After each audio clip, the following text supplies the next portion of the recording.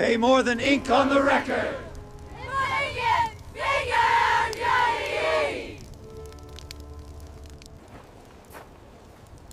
We must speak plainly if you want justice. He is a murderer! He is a murderer!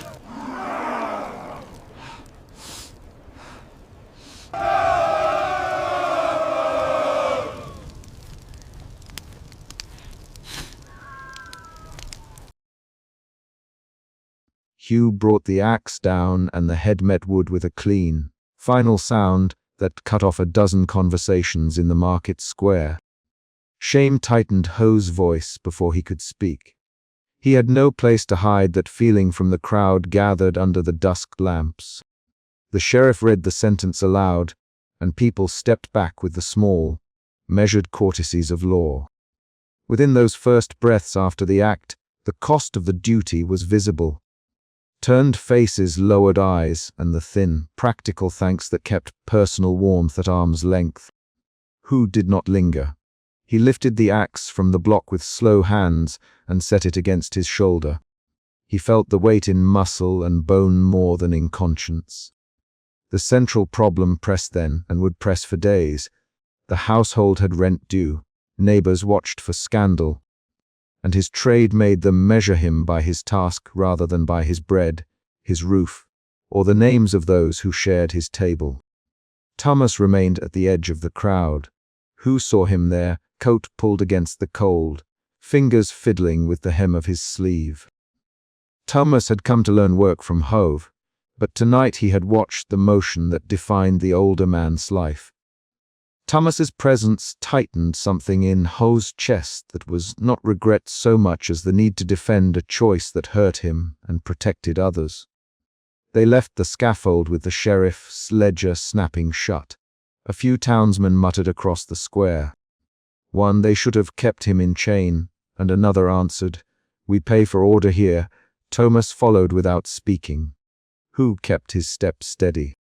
He stared at the polished haft a moment longer than was necessary, and then shouldered the pack of simple tools he always carried.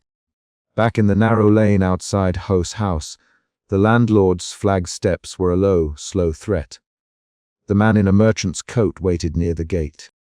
His voice cut right into the cold. "Who," the landlord said, "your rent is late again." Trouble in the square will not make merchants patient. Who listened. He felt the old fear rise, not of the job itself, but of a roof stripped away because others could not countenance his work. He answered with a measured, low voice, "I'll make sure the rent is paid." "Give me a week." The landlord tightened his mouth and stepped back. He kept his hand near his purse. 1 week. "Clear it, or I take the place into my hands and set a tradesman who will not cause gossip." He left the ultimatum hung in the lane like a physical thing. Inside the yard, the scrape of metal and stone began. Hugh drew a bucket and cold water, set a rag on the bench, and placed the axe head in the basin. Thomas moved close and took the cloth. His hands were steady but small against the haft and the blade. They worked in silence while small noises of the town settled beyond the walls. Hugh set to the task as he always had. He scrubbed the head with pumice and sand until the metal showed the faint, dull reflection of the lamplight. Thomas repeated the motions that Hugh had taught him. The sweep of the rag, the pressure of the stone. When Hoke spoke, it was to correct the angle at which Thomas held the whetstone, a brief instruction that had no room for sentiment. "Thomas, more pressure on the sweep. Hold the angle steady." Who, yes. Like this. "Thomas, like that." Hugh answered. The widow from the crowd lingered at the yard gate. Hugh noticed her shadow before he saw the small piece of cloth she pressed into Thomas's fingers. She did not speak his name aloud. She only lifted her head and offered the scrap with an empty look that carried a different kind of weight. Hugh froze. The rag slipped in his fingers. The scrap was a child's shoe cloth, salt, stiff at one corner. He had seen such clothes before, folded inside pockets, carried to the market, left at cradles. The sight tightened his jaw. He folded the cloth once with deliberate care and set it on the bench beside the bucket for the child. Thomas whispered, eyes fixed on the scrap. Hugh did not answer right away. He closed his hand around the haft and counted the breaths that followed the night's work. The first emotion had been shame. Doubt arrived now and nested under it. Thomas' question opened the space where memory sat like a small, stubborn stone. Who keep that? We will mend it tomorrow. He turned back to the axe and resumed the methodical motions as though the scrape could shape the answers. They ate in the small kitchen with the oil lamp guttering. Bread, a wedge of cheese, and boiled cabbage were spread on a worn wooden table. The landlord's ultimatum and the weight of the crowd had not left Hugh. He could see the ledgers closing, the sheriff's eyes, and the thin courtesy of men who pay for law but will not share a hearth. Thomas tried to ask why Hugh continued the work. He chose careful phrases. Who, Thomas, why do you keep this? Why not leave the trade? Hugh's hands paused over the bread. He set the knife down with a small clack. He could have said the work paid, or that the trade had been his father's, or that no other employment could use his hands. Instead he said something closer to what stayed him. Because a wrong must be made right in the town's name. Men must see that order means cost. If I do it, the town's wives sleep without fear that the wrong man will be beaten in the yard. I keep my household fed by accepting what others will not touch. Thomas nodded slowly, but the neighbors will not let you keep your place easily. The landlord threatened to evict you. He looked at Hugh, searching the older man's face for a crack. Hugh swallowed. He set his jaw and said, I will pay. I'll live small. I will keep Thomas and the roof. That is the measure I can take. The resolve in his voice was quiet. The action it called for was simple. Find money, repair what needed repair, keep the household intact. Later, while sorting tools at the bench, Thomas lifted a small child's shoe from beneath a coil of twine. He held it up with both hands and showed Hugh. The leather was scuffed, the stitching loose. Thomas' eyes filled. He did not make a grand speech.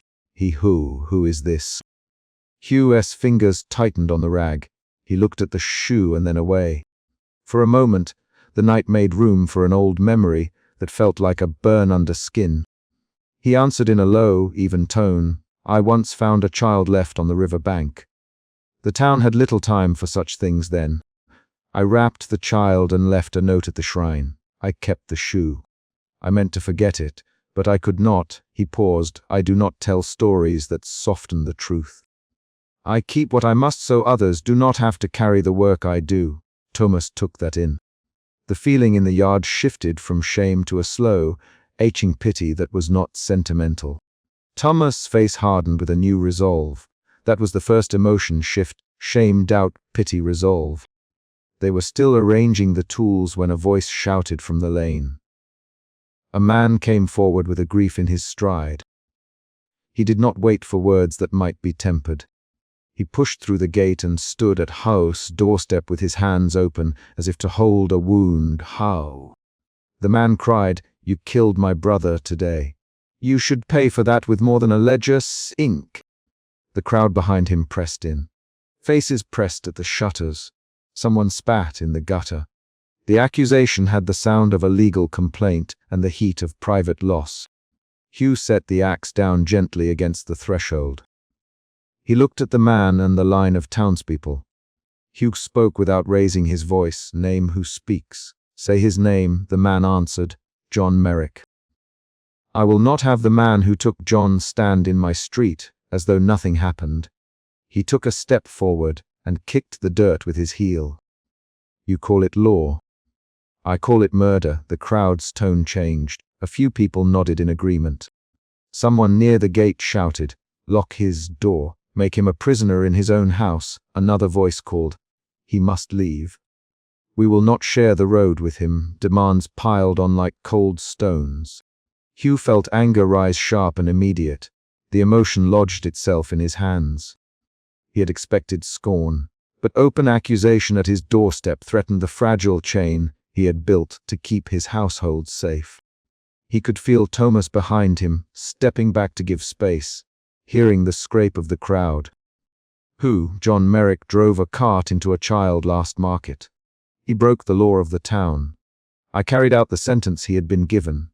The sheriff recorded it. This is not my private cruelty. His voice remained low, but it held a steady edge. The grieving relative would not bend. The law did not tell you to stand at my brother's grave and smile, the man replied. The argument sharpened. 3 rapid exchanges followed. Who? You hid nothing, the man said. I did what I was paid to do. Who answered? Who? We will not shelter you. The man shot back. Hugh looked toward Thomas and then at the crowd. He made a choice in a single motion. He opened the door and stepped out onto the threshold, so the gate sat behind him, and the lane stretched before him. He did not raise the axe. He set it on the step next to him and laid his calloused hands on the haft. He spoke to the crowd as if to the sheriff, as if to the ledger. If you want me gone, you can say so to the landlord. Take the roof from my family and see how long you hold together the things you call orderly. I will not call you murderers. I will stand by the law we all claim. His voice did not seek pity. It sought clarity and a defense for those who depended on him. The grieving man took a step forward and then stopped.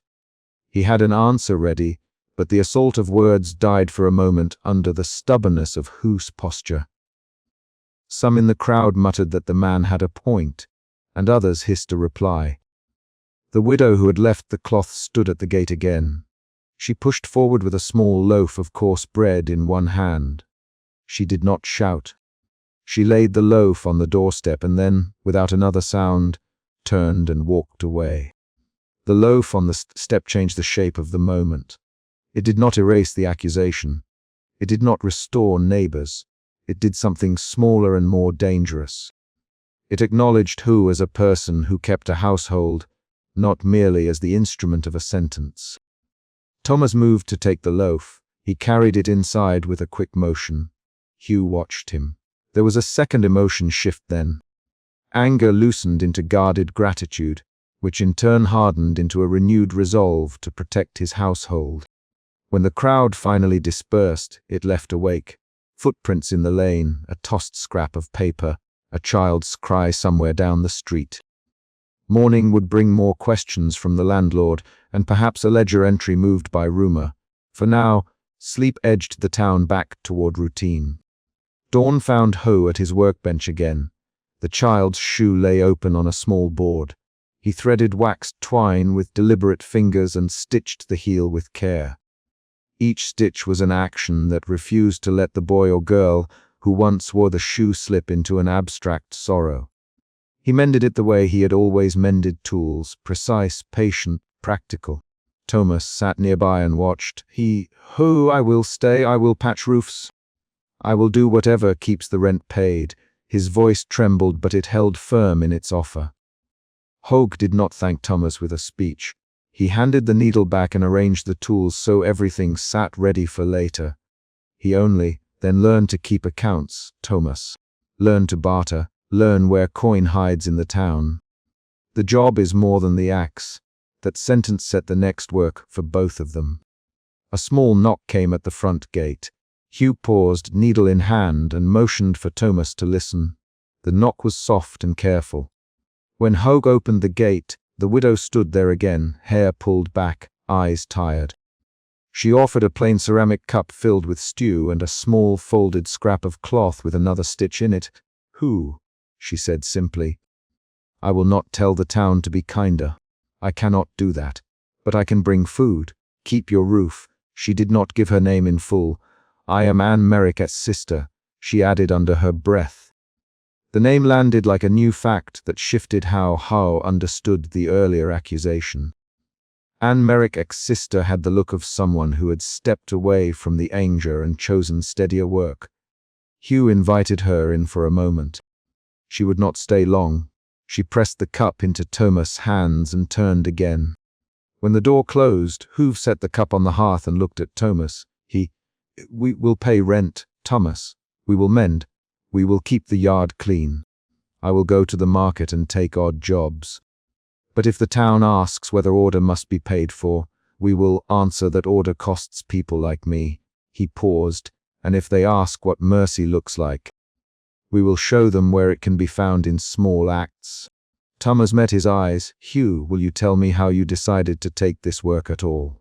Thomas. Hugh put the shoe in his palm and turned it over. He did not avoid the memory this time. My father did it. I learned the measure of the blade from him. He me that the town needs a hand to do what the law demands. He me to be as careful as I could, to make each act swift and the burden as small as possible. He died when the river froze. He left me the tools and I kept the work, because I could not unmake what I had been taught to do. His voice was steady when he spoke the fact. The motion of his hands made the answer feel like an action, rather than a confession. Outside, a child called for a goat. The sound had the bluntness of ordinary life. It reminded Ho that despite the accusations, people continued with the small tasks that allowed the town to function. The simple cadence of a child's shout was an outside event that pulled both men back into necessary routine. An hour later, a neighbor brought news. The landlord had spoken to the Merchantist Guild. There would be a meeting at the hall. The landlord wanted other tradesmen to weigh in about complaints. Hugh knew this could end with letters of eviction, or with a coin slipped across a counter for silence. At the meeting, decisions would be made by men whose names appeared in ledgers, and whose faces preferred commerce to trouble. Hugh tightened the strap on his pouch and felt the old doubt begin to circle again. This would be the next test. Whether the town's need for order outweighed its hunger for comfortable opinions. Thomas touched Ho's forearm before the meeting. I will go with you. I will speak plainly. I will tell them you mend what the law breaks so the town can sleep. I will not make you apologize for it." Thomas' words were blunt, and they were an offer of support that mattered more than praise. At the hall, the merchants' faces were thin with calculation. The landlord spoke first, listing grievances. The smell after a public job, the way neighbors avoided meeting Hugh's eye, the possible loss of revenue from those who might move away. Then a tradesman stood and said, "We need order to sell our goods. If his work keeps the market safe, then it serves us all." Another voice disagreed, and 2 or 3 men argued back and forth in quick lines. The conversation was brisk and not theatrical.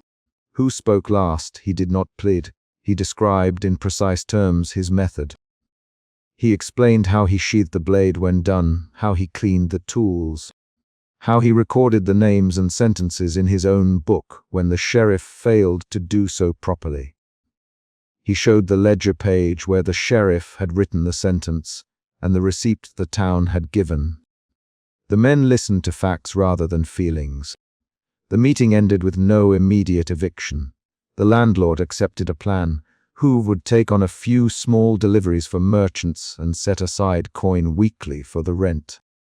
The decision did not erase the night's accusation, but it placed an actionable solution on the table. On the walk home, Thomas fell into a silence that was near prayer. He finally said, "Is there anything you regret?" Who looked at the lamplight on the cobbles and then at the line of rooftops. I regret that a man's life becomes a measurement for others. I regret that a child's shoe sits in my bench while some houses will not allow me to set my foot by their hearth. But I do the work because it keeps others from worse hurt. Regret is for the moments when I fail to be careful. I measure myself by that." His voice was simple, and the sentence functioned as both answer and instruction. They returned to the yard at dawn. Thomas placed the mended shoe on the windowsill and set the small wooden cross they used for luck beside it. The widow's small loaf lay half eaten on a plate. Outside, a wagon rolled past, and someone called the time of day. The morning light sharpened the edges of the lane and made the film of soot on the bench visible. Those concrete details named the next day's work. A quiet knock came again at the gate. Who opened it? A neighbor stood there, eyes soft but direct. She handed Ho a thin envelope with exact change and said, "Keep your roof. Pay what you can. We will not have children left by the river." She turned away before Hook could answer. Hugh closed the gate and set the coin on the table. He looked at Thomas and said, "Do the accounts. Set them out. We will work tonight and take the deliveries tomorrow. We will make the rent due." He motioned to the patched shoe and then to the axe on the bench. Those objects were the chapter's concrete facts: a repaired child's shoe, a laid-down axe, a ledger entry, and the small coins on the table. He sat for a moment and ran the palm of his hand over the haft. The night had brought accusation and small mercies. It had asked him to stand in the doorway of judgment and to do so without violence beyond the law. It had also yielded help in the form of bread, coin, and a neighbor's discreet intervention. The last sound in the room was a faint tapping at the window where Thomas stitched to loose him. Who looked up and said, "Thomas, fetch the ledger. Write the coin under rent and list the deliveries. We begin again." That decision closed the chapter's immediate conflict with a concrete plan and set the next day's task as the place where survival and dignity would be kept alive by ordinary labor. Outside, the lane took on the steady business of a new day: a cart's creak, a child's call, and the distant voice of the market. The door shut. Hugh's hands returned to the tools. The day demanded precision, payment, and care, and he set to both with the same slow, exact motion as he had set the axe down after the execution. At the threshold, the shop's small bell rang once and was still. The day began in work. A knock came hard against the iron-bound gate before the sun rose, and Magistrate Ealdwin stepped forward, pushing a folded warrant into Hose Calloo's hand. Fear named itself in Hose's chest. His fingers tightened around the paper, and the wax seal left a smear on his palm. 2 days, Ealdwin, voice flat, public, at the market scaffold. The council insists on swift justice. Hose's jaw worked. He read the lines twice, each sentence a duty he could not refuse.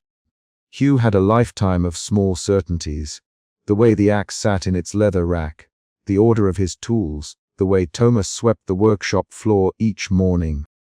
But fear altered the rhythm of his hands. He did not name the fear aloud. Instead, he took the warrant to the workbench and laid it under a low lamp, letting the paper warm and the wax shine like a small eye. The paper smelled faintly of damp ink and boiled glue. The seal bore the town's crest and a blunt, decisive impression. That imprint made the demand real. He moved without theater. He set the axe aside and cleaned its haft. He listened for the oiled gate and the slow clomp of Ealdwin's boots walking away. The magistrate's shadow passed over the cobbles and then was gone. Hugh's first choice was practical: prepare the tools, mark the day, keep his household safe.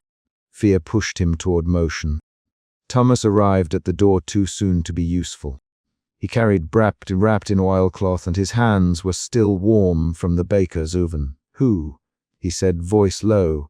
"He left this with me first," said. "It cannot be delayed." Thomas's fingers brushed the lamp, and he watched Ho read. "Is it?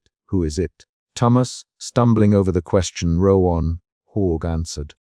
He had heard the name at the town hall before. He knew the smith's boy by sight, not by name until now. Hugh's mouth tightened. He closed his hand around the axe haft and held the wood like an anchor. "Prepare the bench," he said. "We have 2 days to make certain it's done correctly." An early, sharp anxiety moved through them both. The fear in Hose's chest shifted toward responsibility. He believed the law must be observed and the ritual carried out with care. That belief had always been his shield against the town's contempt. He set tasks with quiet, clipped sentences. "Thomas, fetch the oil. Check the ropes. Bring the spare wedges." Thomas repeated the list in a softer voice and left. Outside the workshop, the market began to open. Thomas went among stalls to gather tar cord and candles. He walked with a list but arrived back white-faced. "They say it's the smith's son," he told Who before the gate closed.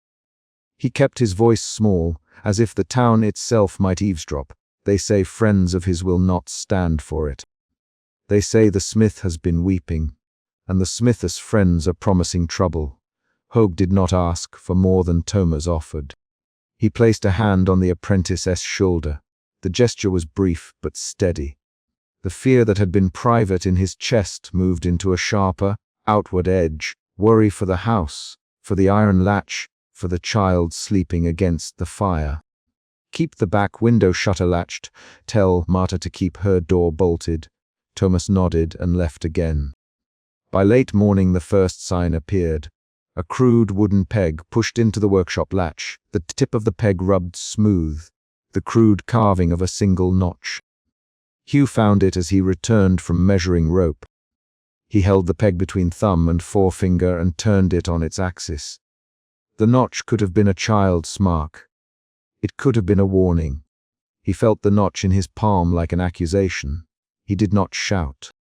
He lifted the latch and sent Thomas to the alley to ask a neighbor if anyone had seen a hand slip the peg under the gate. Thomas returned with Marta the widow's report. She had seen a man in a rough cloak who lingered near the square. Watching crowds, he tapped his pipe like he was counting men. Marta to Hugh, voice blunt. I thought nothing of it at first. Then they started talking loud at the tavern. They treated the peg as a message. Hugh set it on the bench beside the axe. He rubbed the oil into the haft, his fingers methodical. Action steadied the thought. We leave a mark our own way. He told Thomas, if someone watches, let them watch a trade done properly. Word carried through the town like embers. Magistrate Ealdwin convened an antechamber of elders in the town hall to argue the manner of the punishment. Hugh was summoned to stand under the magistrate's lamp while the elders debated. They argued not about the guilt of Rowan, but about spectacle. Let it be public, one elder said. Let the law show its face in daylight. Another warned that any leniency would encourage disorder. Ealdwin's hand tapped the warrant, as if to remind them the paper had sealed their argument. In the antechamber, Hugh kept his reply small. He spoke of measurement, of balance. I will not fail the town, he said. If you require it public, I will make certain it is done in order and with the least possible cruelty. His voice did not rise. He watched the elders' faces for the flash of resentment, for the curiosity that often hides contempt. The council wanted reassurance. They wanted evidence that the law continued to hold. From the hall, Ho returned to his yard with two pressures at once. The council's demand for spectacle and a quiet, growing alarm that the crowd might not behave. Thomas delivered the latest rumor. A band of the Smithers friends had been seen sharpening knives. Thomas's hands trembled as he spoke. They'll not let the boy go quietly. Thomas, they say he'll be taken by force if they can. Hugh listened. He felt the fear pivot into a cold anger.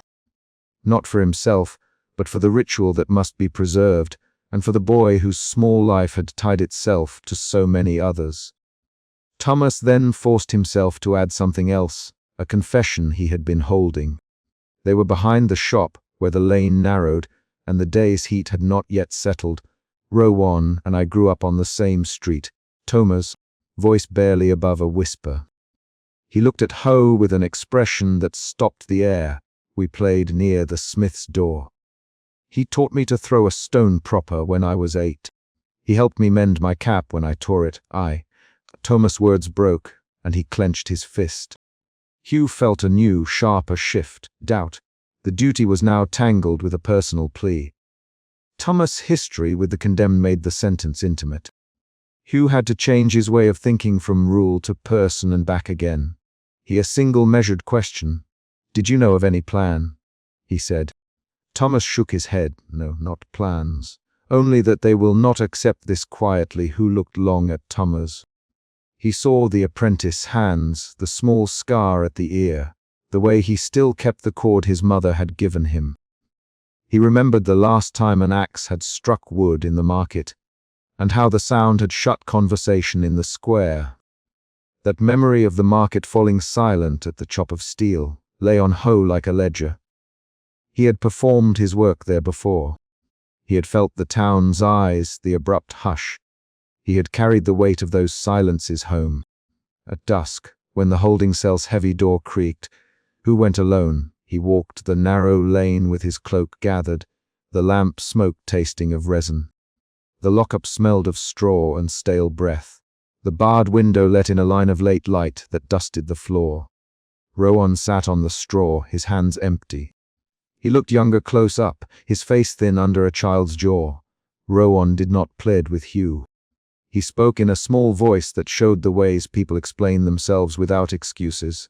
I struck, yes, Rowan, but I did not mean him to break the way he did. We were young. It was foolish. I am sorry. Hugh listened and measured the apologies against the law and against the faces in the market that wanted visible proof. They spoke in short lines. Rowan, Hawk, do you understand why this matters to the town? Rowan folded his hands and nodded slowly. I do, he said. I only ask you to be careful. The condemned's request was not a plea for mercy alone. It was an appeal to the craft Hugh practiced. The visit left Ho unsettled. He left the lockup with his hands colder, as if the metal he carried had drawn warmth from his bones. The day of the sentence the square filled early.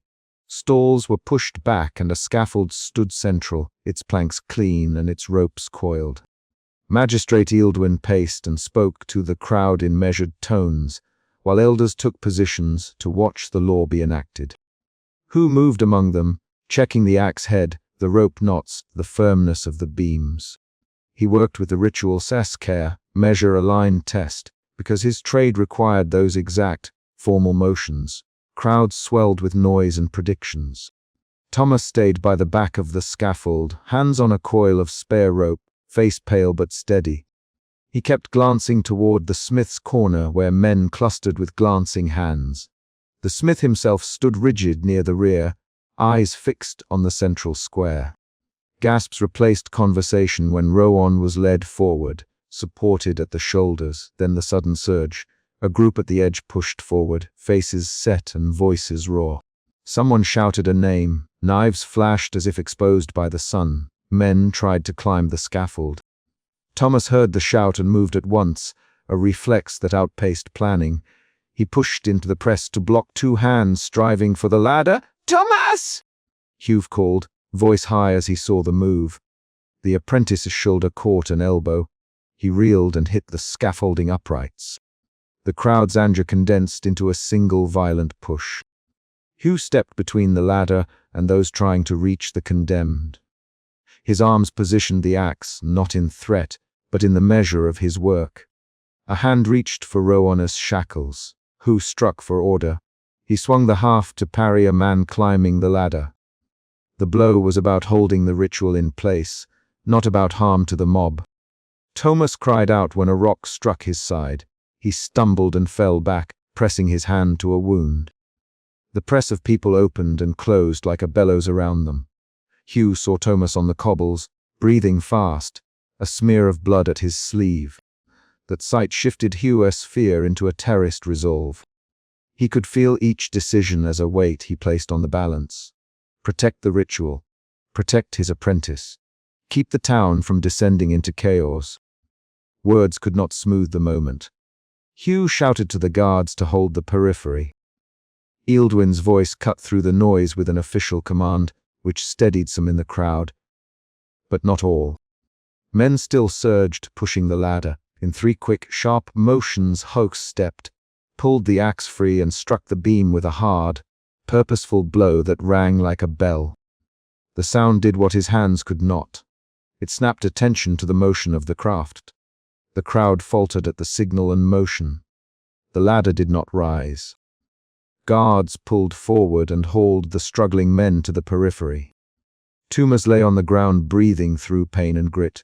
Rowan, who had watched all of it with a pale face, did not move. In the shock after, Hugh finished the formal work without haste. He set the axe free cleanly. The execution took place in the official manner, precise and swift, and the town took its outward satisfaction from seeing the sentence carried out. After the noise settled, the square emptied in a ragged flow. The smith stayed to watch the vacant place where his son had stood. Thomas sat up slowly and met Hugh's eyes. Hugh went to him, checking for broken bones and for the signs that would tell him whether the wound was dangerous. "Thomas," Hugh quietly. Thomas attempted a laugh that failed. "I am all right." he said, "a bruise and a cut. It will pass." Hugh did not let himself believe any harm would pass without leaving a trace. Back in the warming lamplight of the workshop, the two men worked in low speech. Hugh scrubbed the axe head with oil and a coarse cloth until the metal showed its dull silver without glare. He counted breaths, measured the haft for tension, and then wrapped the blade in oiled line. Thomas unrolled a bandage and tended his own wound with care, pressing the cloth until the blood slowed. They performed a short, private ritual that belonged to Hugh's method.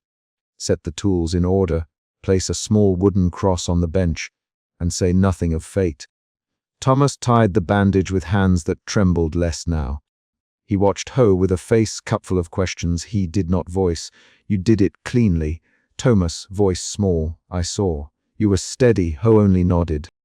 He folded the linen and put the cross into a small box of his things. They spoke in brief turns about what had happened. "Why did you finish it, Ho?"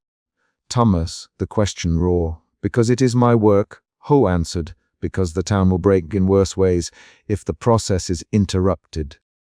Because the boy asked me to be careful when I saw him in the lockup."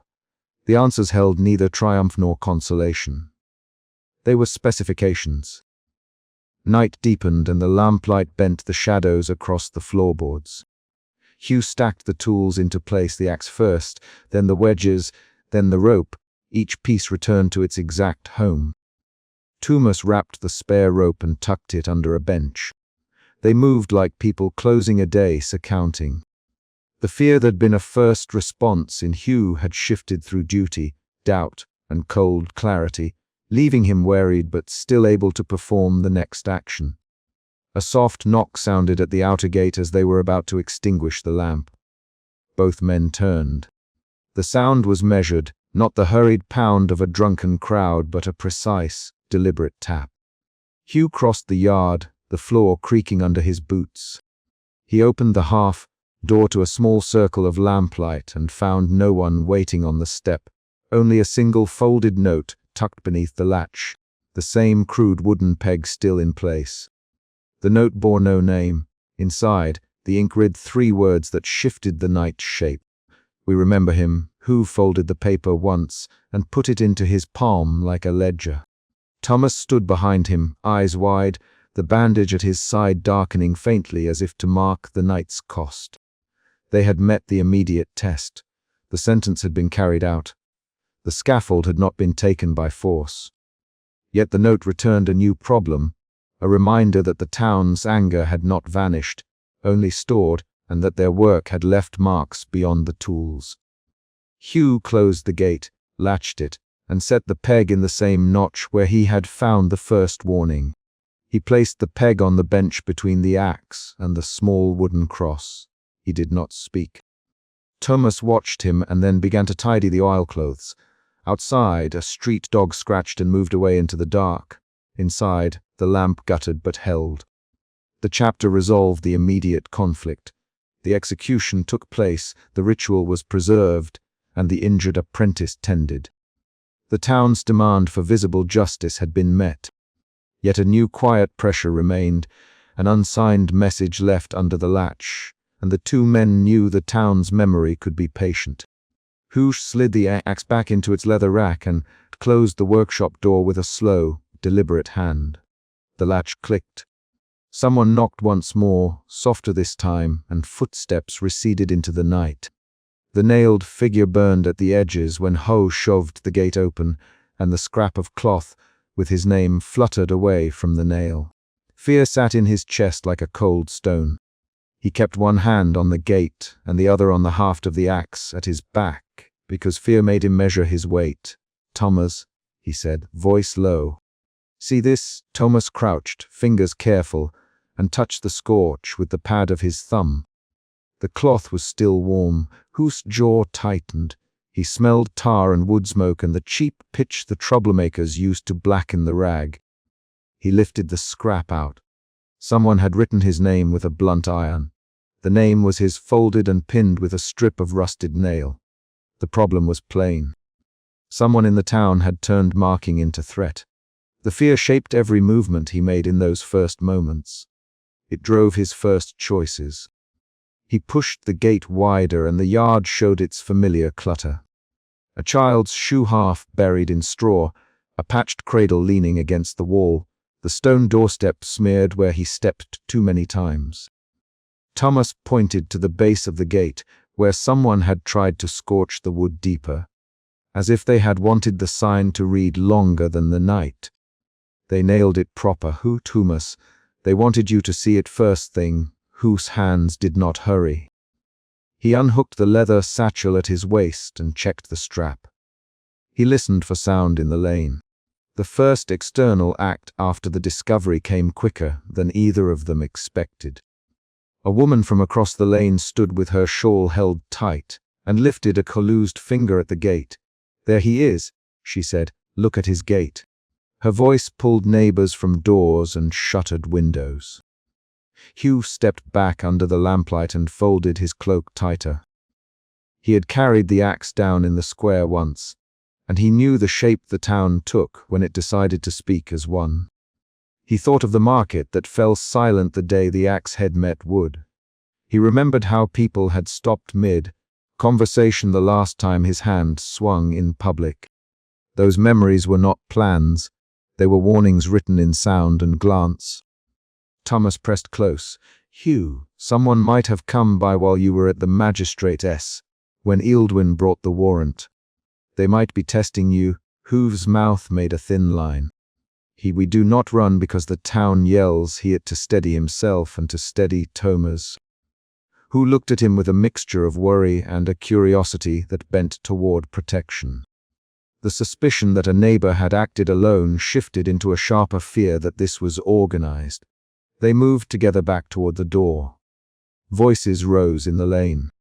A cluster of townspeople pushed forward, faces lit by lanterns and anger.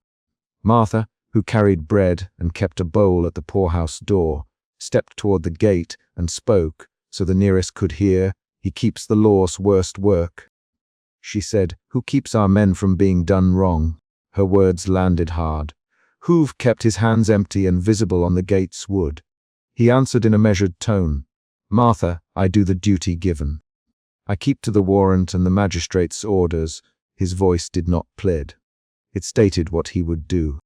Magistrate Ealdwin arrived then, his boots clacking on the cobbles. He did not rush. He held himself narrow and official, and his palms were clean. "Who?" he said, and the way he said the name cut across the crowd like a bone. He took no step forward. "This agitation will not do. There is trouble elsewhere, and I will not have disorder at your gate." He looked at the burned cloth, then at Hugh's hands. "You have 2 days before the next public duty. Keep safe." The line left the sentence as an offer shaped by calculation. Someone shouted that he should be hanged at once. Others hissed about children who would wake at the sound of an axe. A man in the back spat and said, "He kills for coin. He makes our death something to watch." Hove kept his fingers wrapped around the gate and did not answer that man. He could not make the crowd forget the spectacle of his last work. He could only keep his body simple and show he would not be provoked into striking here. Thomas leaned close and spoke in a voice meant only for Ho. "The haft was loose before dawn when I checked, and there is a notch on the blade. I fixed it, but someone made the cut intentional." Ho's shoulders dropped once, a brief action that tightened into resolve. He turned away from the lane and let Thomas lead him under the low roof into the small workshop at the back. He locked the door with a heavy iron bolt. Inside, the lamp flame trembled, and the smell of oil and metal sat steady. Hugh set the axe on the bench and inspected it under the lamplight. The haft had been shaved at the joint. Someone had driven the wedge deeper and left the grain weakened. There was a tiny notch filed along the blade edge, a file mark that sat near the heel and caught the light. Hugh ran a thumb across it and his jaw clenched. He could see how a swing might catch there and slip. He could see how a head might tilt. The suspicion from the gate became a fact you could hold in your palm. Who would do this? Thomas. He had a knife out and his hands did not shake, but his voice did. He looked around the bench for a tool that would not draw suspicion when they carried it in town. Someone who wants you to fail in public. Who? Or someone who wants us to think you failed. Thomas paused. That uncertainty shifted the fear into anger. Anger moved their hands to action. Hugh wrapped the haft with fresh twine and drove a new wedge hard with the hammer until the joint sat true. We make the work safe again. Who? We show the town we are careful. But we also note the mark. He marked the file abrasion with a dot of pitch. They left the workshop with the axe secure. In the lane, the crowd had not fully dispersed. Words circled. Offers of exile, calls for immediate punishment, some whispering that the magistrate should be stricter. Ealdwin stepped aside from the crowd and called Hugh near. They crossed under a lamp and Ealdwin folded his hands. Who, for your family's safety, I will ask you to consider stepping down or accepting relocation. It is not punishment, it is preservation. Hugh felt that the magistrate's words held a shape he had seen before. Polite removal of a public instrument. I swore to do what the law requires, Ealdwin. I will not shirk that because others shout. Ealdwin's face did not change. And I will not have a public death become private slaughter. Ealdwin answered, think it over. The offer landed like a cold paper on his palm. A voice called from the market lane then, and the crowd parted enough for Martha to come forward alone, her hand trembling with a folded scrap of paper. She did not speak in accusation now. Instead, she slipped the scrap into Hugh's satchel when no one watched. I will never go to a funeral if you are the cause, she whispered, and her eyes filled. She touched his forearm quickly and turned away. Hugh closed his hand over the scrap and felt the paper's creased weight. The fear that had ruled him shifted again into private conflict. Duty weighed against people who needed him to keep the law truthful. Thomas watched Martha go and then said only, there is more than anger here. Who? The sentence was small. Its meaning widened in Host's chest. Outside the tavern later that afternoon, Thomas had the slow step of a man who listens rather than speaks. He heard two men at the back arguing in low voices. He pretended to toss a log at the fire and let his ear catch the clipped words. Before the next duty, one said. We make sure he fails in the send. Off. No magistrate in the way, the other answered with certainty. We come at dusk. We make it look like the crowd was right. Thomas stopped his pretend task and looked up. He did not speak. He did what Thomas did best. He brought the information back without making noise. When Thomas returned with his breath a little short, and his coat dusted with sawdust, Hugh read the face and took the news without surprise. Only with a tightening at the throat, they plan an ambush, Thomas. They will try before the public duty, to force a private killing and blame the spectacle. Hugh's hands went cold. He tapped the pitch mark on the axe haft like a man checking a supplication. This new fact altered how he understood the effigy, the notch, and the magistrate's offer. The danger had escalated from social ostracism to a premeditated attempt to force his hand or end him. Hugh moved through the next hours with a list in his head. Secure the gate, check the locks, put the child away, keep the tools arranged so they would not be used by a stranger. He walked the lane and asked two reliable neighbors for watch on the outer road. He left no note on the doorstep that anyone could read, and nothing in the window to signal weakness. He spoke to the constable, Rafe, who had been at the magistrate's side. Rafe, there will be men who will come to our gate. Rafe tapped the haft of a club against his palm. I'll post a couple at the lane and keep a watch by the chapel, he said. You keep the front. If they come, you stand in the threshold and I will sound the bell. It was a plan that relied on simple positions and the weight of bodies. Hugh accepted it because action steadied him more than talk. The tension mounted at dusk. The lane tightened with shadow and the town's lamps guttered as wind moved. People drifted toward the gate in small knots, curiosity and anger together. Hogg stood with the axe slung over his shoulder like a tool. He had not raised it to use as a weapon. Thomas stayed at his side, hands empty and ready to pull back a child or swing a lantern. The first shove of the mob came quicker than the steady talking. A man crashed into the gate and a child's shoe flew from the yard. Hugh stepped onto the threshold. He did not raise the axe high enough to strike. He held it across his body to measure its reach. Back, he said, voice even, back from my yard. The man who had shouted before came forward and spat. You call it duty, but you make spectacle out of us. A rapid exchange followed. Step down, someone said. No, another voice cried. The crowd fed on itself and on remembered sights. Ealdwyn's shadow cut through the figures as the magistrate moved closer and called for order.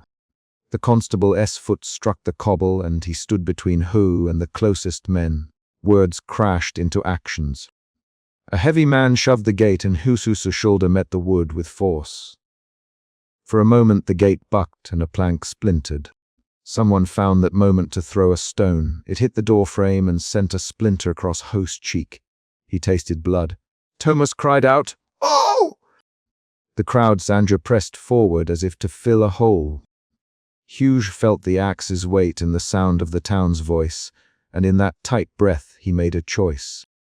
He could lift the axe in a cut that answered with violence. He could also hold it low, use the haft to guard the child, to push men back without striking flesh.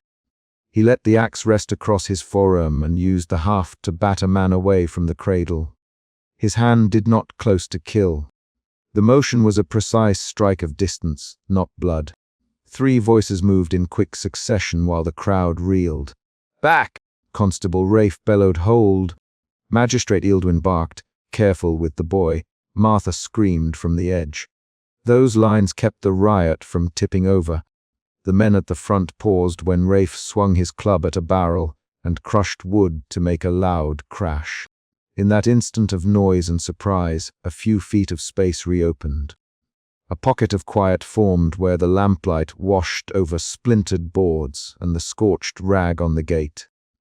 When the crowd scattered enough for Hugh to breathe without snarling words, Ealdwyn stepped forward and put both hands on the gatepost. I will hold an inquiry at first light, he said.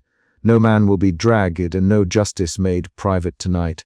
His voice left the sentence as a promise made under pressure. Some of the townspeople swore at him, and some muttered their agreement.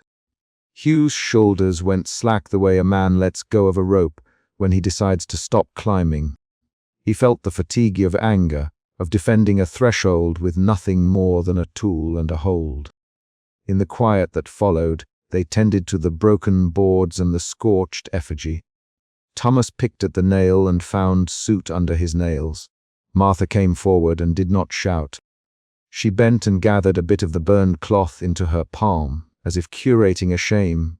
I did not think they would come here, she told Hugh. We wanted him to see we knew where we stood. Not this, her hands were steady. She had given him the folded scrap earlier. Now she offered a small apology without calling it that. Hugh worked by lamplight and the motion steadied him. He hammered a new board over the split, set the scorched cloth on the windowsill where it could not be used again, and wrapped a clean band around the axe haft. He spoke little. When he did, his sentences were short and exact. Make sure the boy is with old Marin this night. He told Thomas and Rafe, keep the bell ready. If they come again, ring loud. Each order was a measured step away from the immediate panic and toward control. Ealdwyn stood at the doorway until his shadow fell back over the lane. I will start the inquiry at dawn. We will name the men who forged the notch and drove the wedge loose if we can. We will not let a mob do what the law forbids. Hugh nodded once. He did not trust the clean hands of promises entirely, but he held to the knowledge that a formal record might blunt the town's raw anger. The twist that had altered his understanding remained. This was no stranger's prank. It was a plan aimed at his hand and at the spectacle that could follow. He had kept the public duty once before. He had felt the market fall still when the axe sound landed.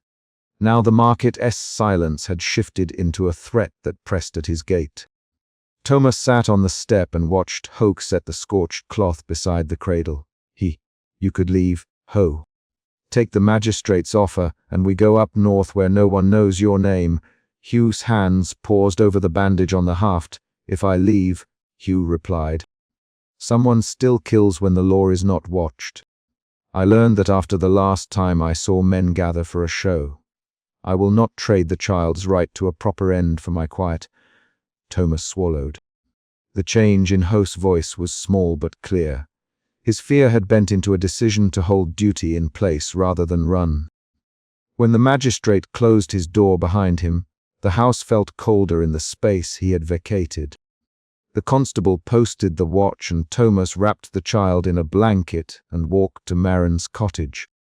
Hugh sat by the fire and checked the axe again, methodically, as though the ritual of care could reset the night's events into measure. He folded the scrap of paper Yildwin had left him with the magistrate's seal and put it in the satchel beside the satchel's tools. The quiet settled, but it carried an aftertaste.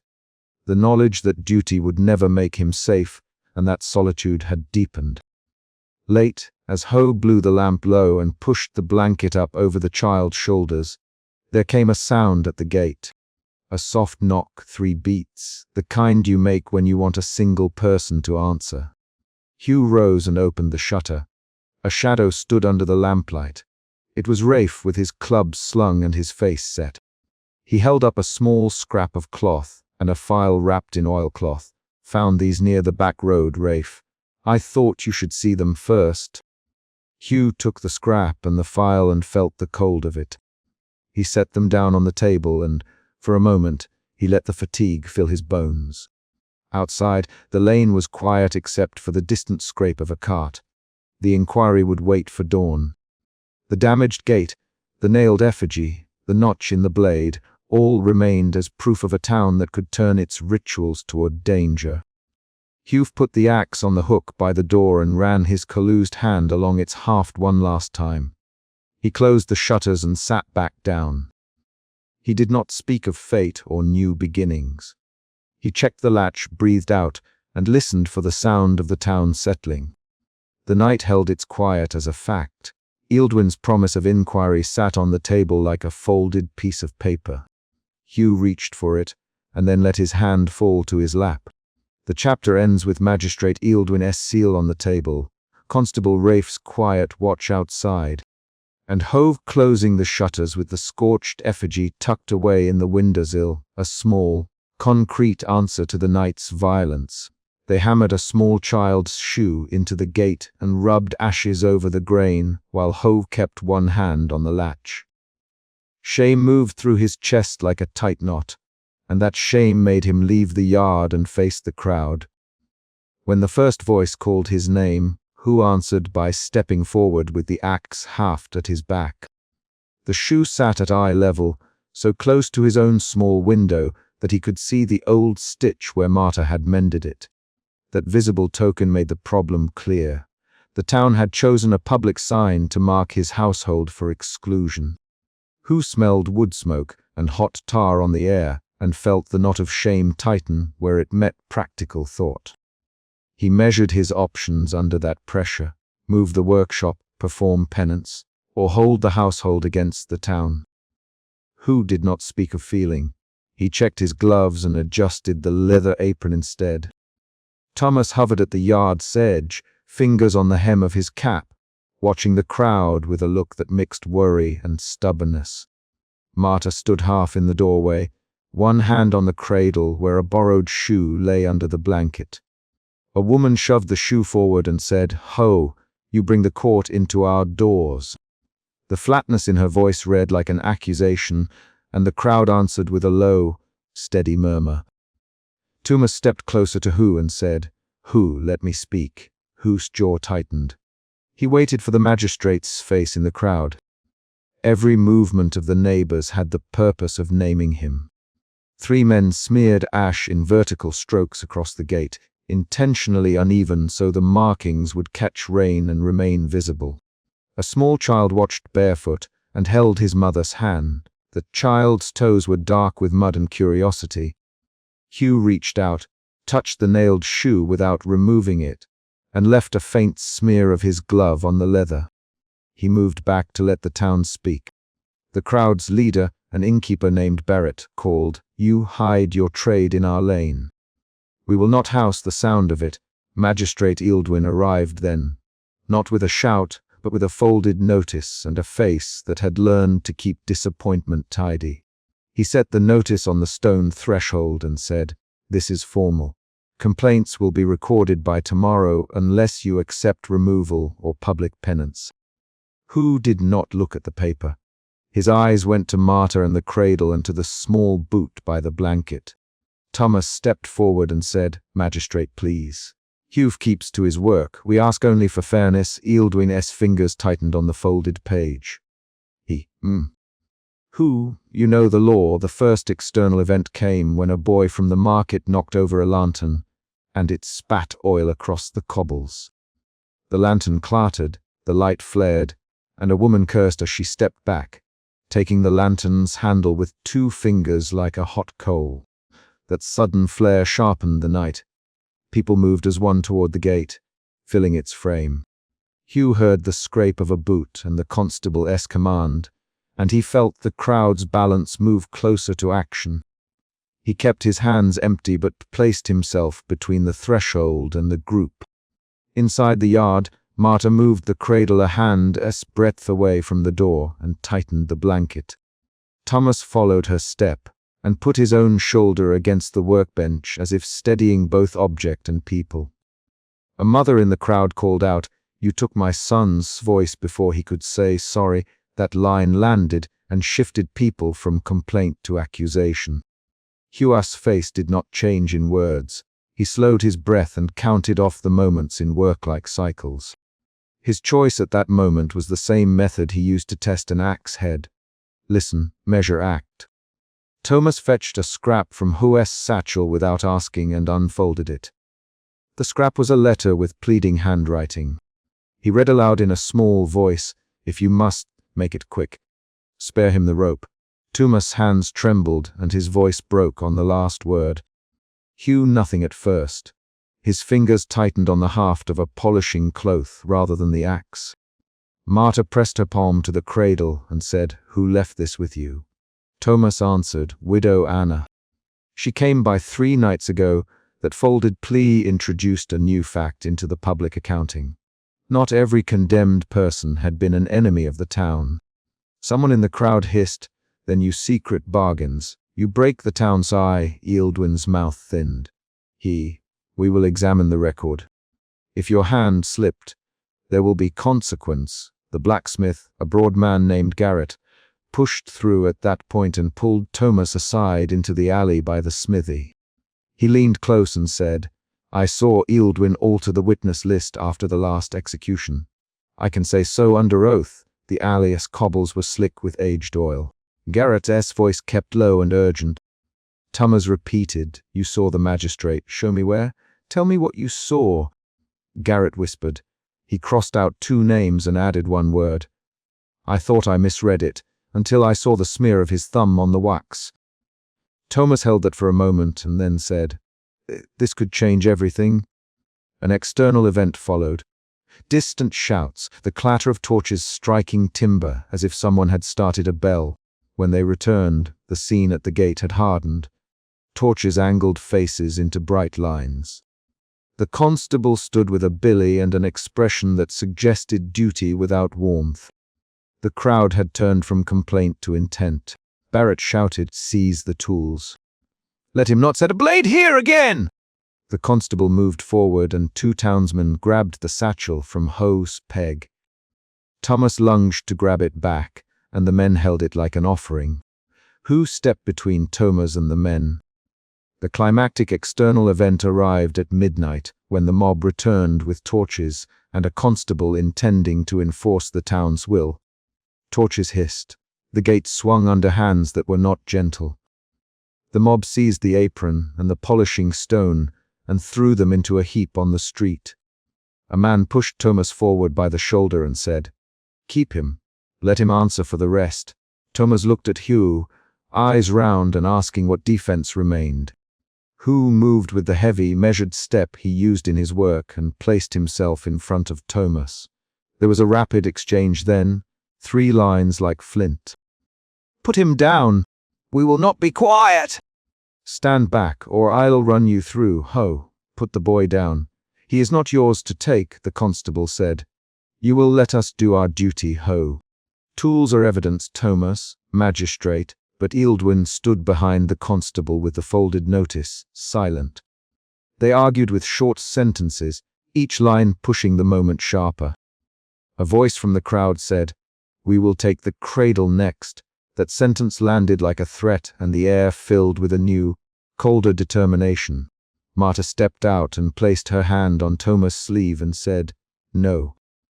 Take my pride, take my penance, but not him." Ho felt anger rise, not as a shout, but as a steady pressing in his chest that changed his decision method. He chose to speak slowly so every word would be accounted for. "Hu, you can take my tools. You can humiliate me in the square. But you do not touch what shelters my home." Then a surprising twist. Garrett, the blacksmith, moved toward the magistrate and held out a suit, stained paper. "This was what I saw. If you will not check the list, I will stand before the clerk and swear." Ealdwin's jaw tightened. "Bring it then, if you will risk the town hearing it." The crowd's mood shifted at that moment from seizure to listening. Accusation met the possibility of public procedure. Hugh held his breath with the rest and let a new emotion register in his body, tentative hope that law might work in his favor. The magistrate took the scrap and unfolded it slowly, reading in measured silence. 2 neighbors muttered about bribes. Barrett spat a word and moved away from the gate, as if the smell offended him. "Ealdwin, if the list was altered, there will be inquiry. Penalty for fabricating records is another matter." "Thomas Hugh, will you accept the inquiry?" Ho looked at Marta and the cradle and then back at the gate where the shoe still sat. "Yes. But I will accept public penance rather than see Marta or Thomas dragged from the yard tonight." The rapid back and forth negotiation that followed contained 5 short turns. "What of the penance? A fine and a procession. Would that save your work?" "It will buy time. We ask for time." Ealdwin folded the notice and placed it back in his cloak pocket, his voice low. "You have 2 days to perform penance. Pay the fine or be moved out." Who accepted in the same work-like, precise way he approached any necessary task. "We will do as the court requires." The crowd made a sound that was not quite satisfaction, not quite acceptance. Dawn arrived with a cold edge that drew breath into brittle lines, and the tokens remained nailed to the gate. Hugh sat at the window, the small worn glove in his palm, and a plain wooden cross on the sill beside a slab of old wax. He moved the glove between his fingers as if testing its age, and then folded it into his apron. Thomas came to stand beside him, and neither spoke for 2 full measured breaths. Marta moved the cradle to the far corner and hummed a low, steady tune as she adjusted the blanket. Outside, someone unnailed a larger token and walked with it toward the magistrate's hall, a new event that'd bring the town's moral accounting into the record. Hugh rose and said, "We will go to the square this morning. I will speak in the way they demand." Thomas put his hand on Ho's arm and said, "I will stand with you. Tell them what you have done for the town."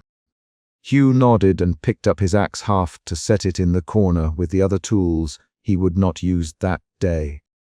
The final moment of the chapter held a small, concrete action. Hugh placed the worn glove on the sill, set the cross over it, and closed the window. That closure left the house safe for now and marked the public tokens at the gate as evidence the night had left against them. Emotion shifts threaded the chapter. Shame that drove Ho out to meet the crowd, fear when torches returned, anger when Thomas was pushed, and cautious relief when the blacksmith offered proof. Each shift appeared through measured actions, touching the shoe, stepping between men, refusing to let Thomas be seized, and accepting a public bargain to protect his household. The chapter ends with the household intact, but the gate still carrying the town's accusation. and Hu moving toward penance as the only feasible protection. The store lid fell with a hard slap as Ho set his basket down. Shopkeeper Rolf dropped his hand from the counter and stepped between Hu and the loaf, eyes fixed on the basket's battered leather strap. Shame pulled at Hugh's jaw. He felt it in his fingers, which loosened and tightened on the haft of his axe where the leather met wood. He did not ask for this work. He did not want the bread to be proof of him. Hu moved his shoulders like a man lifting a cloak. He offered a coin. Rolf did not look at the coin. A woman at the stall said, "Not from you, Hu." Her voice had the plainness of a measured order. Tom's name rose in Host's throat for a moment and fell. He had a habit of thinking of Thomas when someone refused him. That thought did not change the angle of the shopkeeper's jaw. The central problem was plain in the market lane. The sentence left Ho without the usual tradesman's courtesy and with immediate debts. Shame named the danger and drove Hove to weigh his choices in public motion. He could push through the crowd and risk a scene. He could walk away and let hunger sit in his house. He could accept exile when Magistrate Ealdwin later offered it. Each option moved his feet differently. Hugh kept his hand on the axe haft under his cloak. He stood taller than many in the lane. He had always let his presence be a simple fact. A broad shoulder, a short practical haircut, a collused palm. People saw the tool before the man. It was a small, cruel economy of sight. Rolf pushed the loaf back with the flat of his palm. "We done tea-serve executioners today," he said, "not after what happened." The words landed like a stone. Hugh's mouth opened and closed once. He had tied the leather strap of his basket twice that morning. He had counted the coins between thumb and forefinger. He had brushed ash from his boots with the edge of his cloak. Thomas stepped forward, voice low. "Rolf, we have coin." "Let him have it." "You know him." Rolf looked at Thomas. The young man's cap was frayed at the rim. His hand still smelled of straw. That smell pulled some soft attention from the crowd. "Rolf, Thomas, I know you." He did what he had to do, but the town. He shook his head and shut the stall lid harder. Hu heard the metal of the lid against wood. He heard people step back. A child pointed at the gate where a small worn shoe had once been nailed. The child did not know why the shoe hung there, only that it was part of a telling. The sight tugged at Ho. He had seen the shoe hammered into the gate in another windless morning. He had seen the scrap of cloth with his name curl and burn when he shoved open that gate. Those concrete images had followed him into every doorway since. When Thomas moved, he did not leave Ho's side. He laid a hand on Ho's elbow and said, "Come on, Ho. Come home. We can try the baker on the next street." Hu did not answer at once. He let Thomas guide him away by the sleeve. Shame did not leave him. Shame shifted into a quiet anger that made his jaw work under rough skin. That shift tightened his step. At the yard gate, neighbors watched from thresholds. A deputy's notice fluttered on the post, the paper sedge catching and dropping again like a moth. Thomas unfolded a scrap and read names aloud. He spoke the amount of debt in the ledger he thought he had seen. "They'll take half the week's pay. Thomas Ealdwin will post the restriction. He'll want the surrender of coin and the limit on where you go." Hu felt the breath pull from him. He touched the iron ring at his right hand and counted the old dents with his thumb. Hu's house was narrow. The yard gate made a scrape. Neighbors muttered into sleeves. A woman 2 doors down, Marta, lifted her chin and said nothing. Words in the yard moved like a small tide. Accusations, pity, practical directions. Thomas laid down a folded list of debts on the bench. He read them again, eyes flicking to Hu. "How will you work with this restriction?" Thomas plainly, "How will you pay what they want?" The question forced Hof to consider the ledger and the market and the magistrate's coin house. He answered with emotion rather than a speech. He set his basket on the bench and pushed the leather satchel to Thomas. Thomas opened the satchel, counted tools, and found a small scrap of parchment folded twice inside. The scrap was a warrant smear from Magistrate Ealdwin's hand. "Thomas, There's talk in the lane. They think the sentence was too light. They think. He stopped short and looked at Ho for instruction. Shame slid into worry, then into a thin, steady resolve in Ho's face. That emotional change made Hoke set his shoulders once more. A sound from the street announced Magistrate Ealdwin's arrival. 2 deputies walked ahead, leather boots striking the stone with a staccato the yard had heard before. Ealdwin wore his trim coat and carried a folded notice. He mounted the step without knocking and held the paper Ho to see.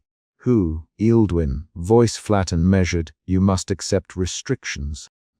You must surrender a portion of your earnings to the town account until debts are settled. He folded the paper out like a knife. Hugh touched the haft of his axe beneath the cloak. He felt the wood's smoothness. He met Ealdwin's gaze without flinching. How much? Who? He kept his voice small because a larger voice would draw more of the yard's attention. Ealdwin named a number. The number made Hove count coins in his head faster than his fingers could move. Neighbors muttered approval. A man named John, whose stall had been spared by Ho's quiet earlier, spoke up. We need order, John, taxation for reparation. His tone implied that there was compensation to be taken. Hugh thought of the damp air in his small room, the thin mattress, the patch on the cloak. He thought of the polish on his axe haft. He thought of the child's shoe hammered into the gate, and the small folded scrap widow Marin had once pressed into his hand. That scrap had weight. It had a name. It had asked Ho for a private duty that had nothing to do with public show. He had taken Marin's folded cloth and promised, quietly, to fix a small thing for the dead. Marin had not come earlier today, but she found Hu now. She stood at the doorstep under lamplight and handed him a folded piece of cloth with a simple list inside. Tend his hands, she said. Close them. No one should see him like that. Her voice did not seek him, but the fact of the request pressed on Ho's attention. Hugh unfolded the cloth. It had the condemned's name. A man had died under the sentence. Hugh had performed the duty.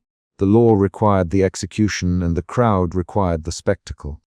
Marin's ask made the dead a private person again. Hugh answered by nodding once, and that single nod shifted steady resolve into tenderness for a moment. Thomas watched the exchange and said nothing. Thomas left before dusk to the clerk's records room. He moved with the quiet of a man who knows where the light falls on a table. The clerk worked by a single guttering taper and stacks of ledgers. Thomas sidled in, asked for a moment, and slid pages under the clerk's absent notice. He found a misdated tally and a hastily crossed name. He traced the ink with his thumb. The entry showed a debt shifted from the condemned's ledger to a merchant's account months before the complaint. The signature was hurried. Thomas felt a small, hot lift of disbelief. He thought of the nailed figure that had burned at the gate in the earlier days, the scrap of cloth that bore a smear of wax, and the visible hole left by a nail. He remembered Hove keeping a hand on the latch while the scrap fluttered. Thomas held the ledger to the taper and saw how the clerk had crossed a name and added a sum. He folded the page and tucked it under his cap. Back in the yard, the ledger's discovery moved like a ripple. Thomas approached Ho at the bench with eyes that had not dulled to the small acts of the town. Look at this. The tally was misstated, they shifted a debt. The name was crossed. Someone moved numbers, not lives. Thomas' voice turned tight with a specific anger that carried evidence rather than accusation. Hu looked at the paper and then at Thomas. A change happened in Hu's posture. Shame thinned, and something else rose, doubt that turned into a deliberate choice. The town had written a public story of guilt. The ledger suggested the private facts were different, that new information altered the shape of blame. Thomas suggested they go to the square that evening and show the entry. Hugh considered it. He checked the haft of his axe again and felt the tool's weight. He felt the town's weight. He felt Marin's folded cloth in his coat, where he had placed it to keep it from the rain. He nodded once, brief and firm. The square held the pillory and a low stone bench. Lamps were lit. People gathered quicker than they had in the morning. Word had moved through alleys and gutters until it pooled in the square. Ealdwin arrived with the deputies and placed himself where the crowd could see him. Thomas climbed onto the bench and held the ledger open. He read the misstated entry in a voice that did not waver. Thomas read aloud the mistaken tally, the crossed name, the sum that had been reassigned. This suggests the debt was reallocated. It suggests the public story left out details. Ealdwin's face did not change at first. Then he tightened his hands around the folded notice.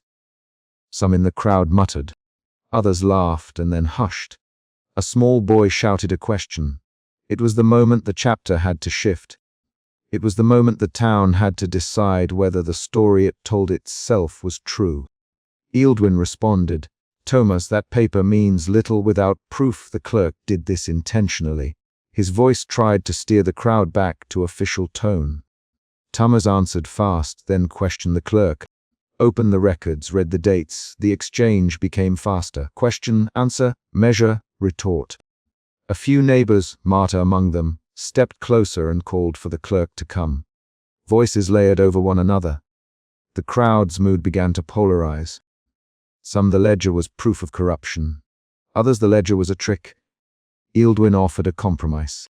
A review, a temporary relief of some restrictions, but no reversal of the sentence. His suggestion was measured. It carried the weight of a magistrate trying to preserve public calm. Thomas, impatient, demanded immediate recognition. Hugh did what the law told him to do, Thomas. But the town must know who moved the debt. He spoke with a young man's bluntness and a measure of courage. For the first time that night, Hugh stepped forward. He set the axe down on the bench with a careful motion that made the wood speak softly. The crowd shifted back as if the tool had a voice of its own. Thomas looked at Hugh with a sharp hope that trembled in his chin. "Who? Thomas, say something." Hugh held silence for one measure of breath, then another. He checked his hands and saw the calluses, the small scar on his cheek, the ring with its old dents. "I will not leave the town for coin." "Who?" His voice was low but carried. He did not speak of honor or fate. He spoke of the bench and the tool. He placed his palms on the haft and lifted it, as if to show the crowd the machine of his work. "I did the duty the magistrate set. I followed the warrant Ealdwin gave me. If there are ledgers that hide other hands, find them. But I will not go into exile because others moved papers." The sentence was short and plain. It refused both exile and spectacle. Ealdwin's mouth curved with a thin patience. "Huff, you understand the town must be kept whole. Your tools have made people afraid. We can move you away for their safety." The implication was exile by another name. Thomas shot back in a rapid run of lines. "Ealdwin, that's not justice. Thomas, you have the ledger. Call the clerk.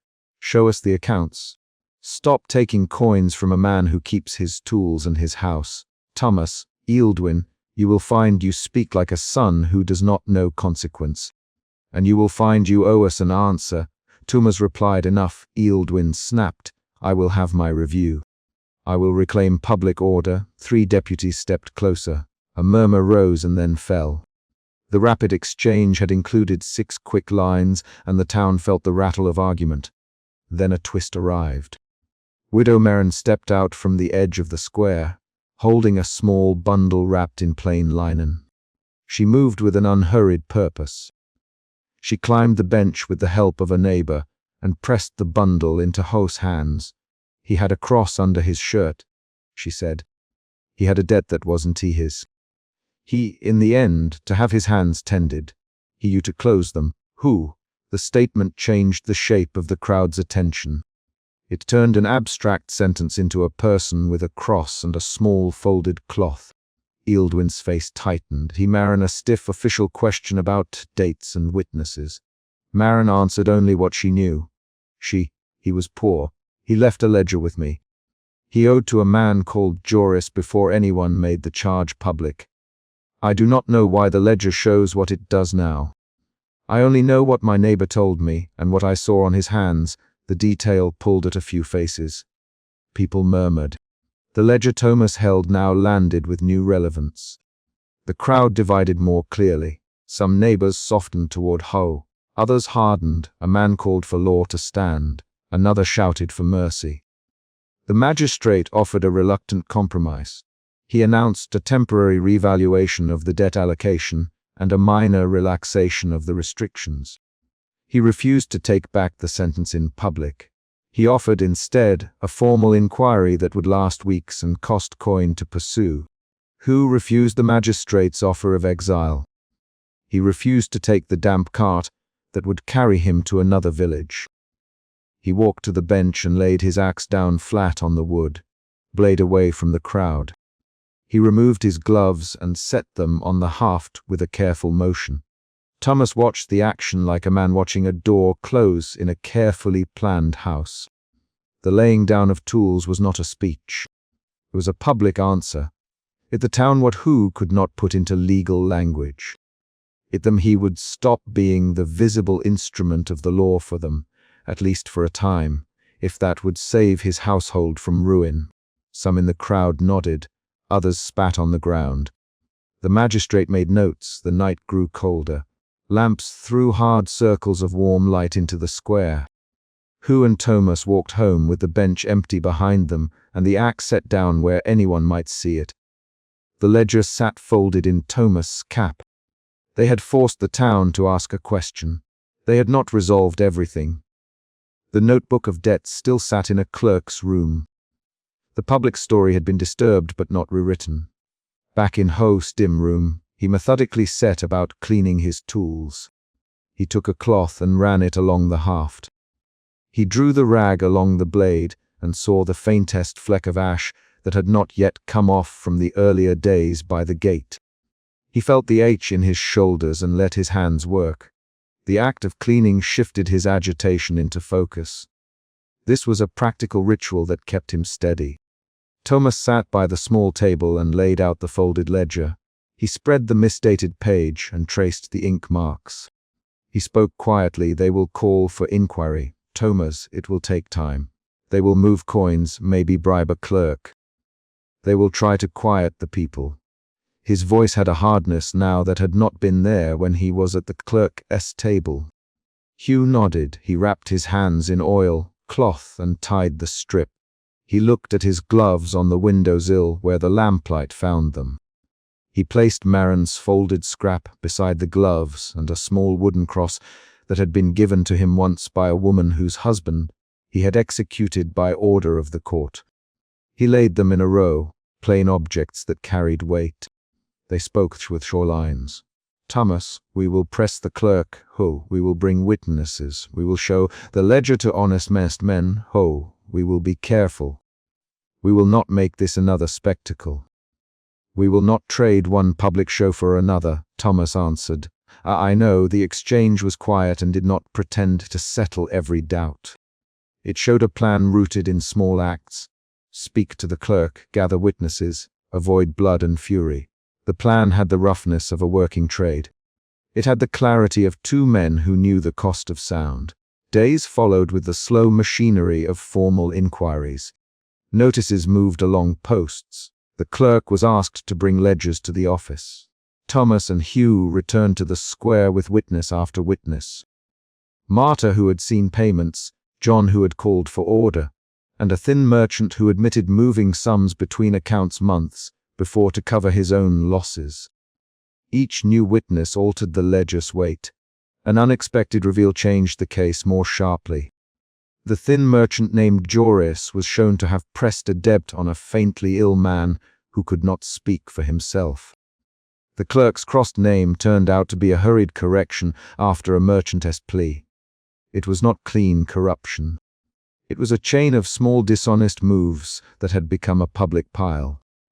When the clerk's hand had crossed a name, it had rearranged what should have been an honest accounting into a narrative that made a man into an easy target.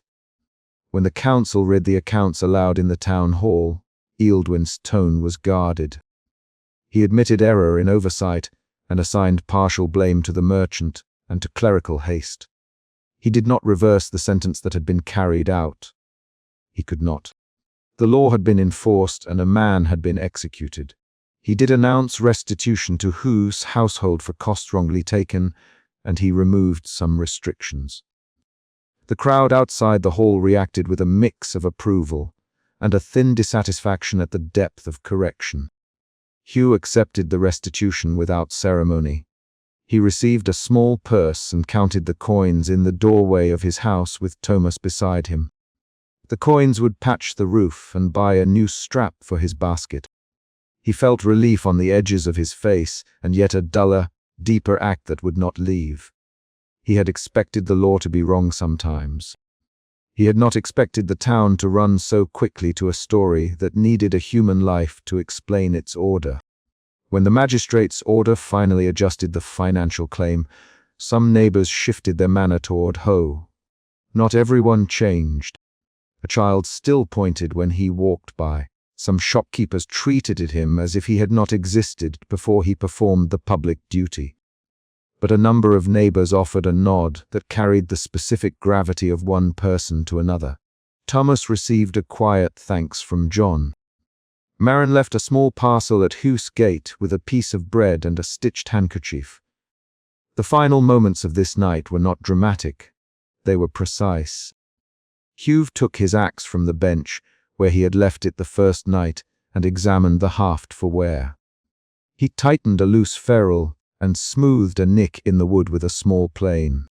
Thomas sat with a bowl of stew and pushed it toward Ho, who ate with the deliberate silence of a man who measures things. They shared the small room where the lamp was low, and the window showed only the halo of a distant lamppost. Hugh put the small cross and the handkerchief by the window. He set his gloves beside them and arranged his tools neatly on a bench. He did not speak of going away. He had refused exile in the square.